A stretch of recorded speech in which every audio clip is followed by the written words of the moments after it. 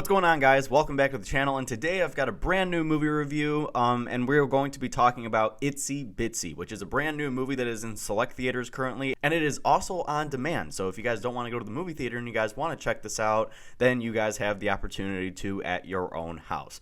Now, I do gotta say, this is probably something I don't recommend you checking out, because this movie has a really great concept to it, okay?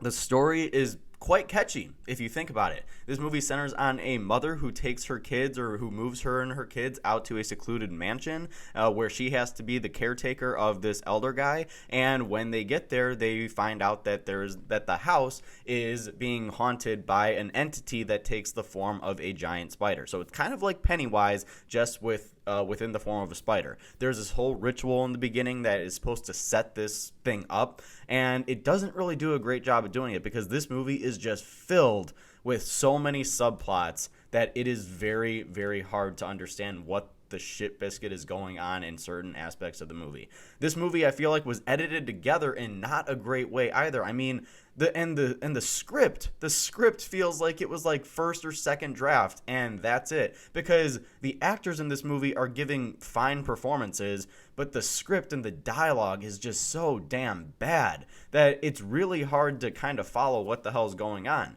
I mean, you can go into it and you can look at it as like, oh, it's a giant spider movie, and be totally a-okay with it. I'm terrified of spiders. When I saw the first trailer of this movie earlier this year, I was actually pretty excited, because I'm terrified of spiders. I hate them so much. So naturally, I was like, this looks like a really damn good concept. A mother in this mansion, and it's haunted by a giant spider, or an entity that takes the form of a giant spider.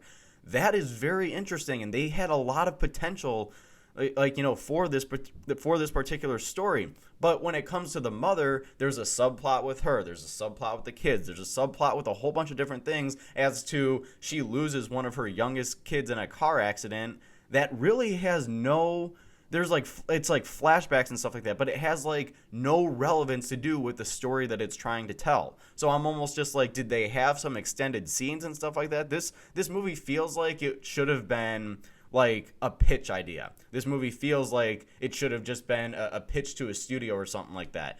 This movie feels like that it was like a first draft of a script, where the studio that made it, I think it was like Brainstorm Media or something like that. I've never heard of them, but I feel like that they looked at it and they were like, that's good enough. Let's just do this before somebody else comes up with this concept. First of all, in today's world, spider movies aren't really the best. I mean, there's not really a whole lot of them. Now, growing up, you guys have probably seen Eight-Legged Freaks.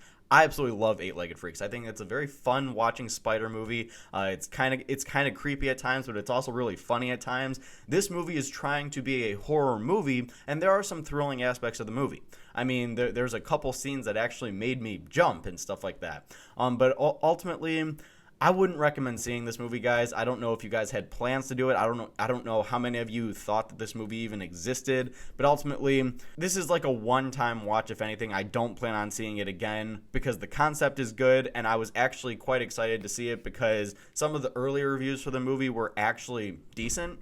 I mean, I think at one point it had like an 8 out of 10, and I was like, oh, dang, that's a good horror movie. And sometimes you'll find those horror movies on Netflix that are actually pretty good, and then you find those that actually are not that great.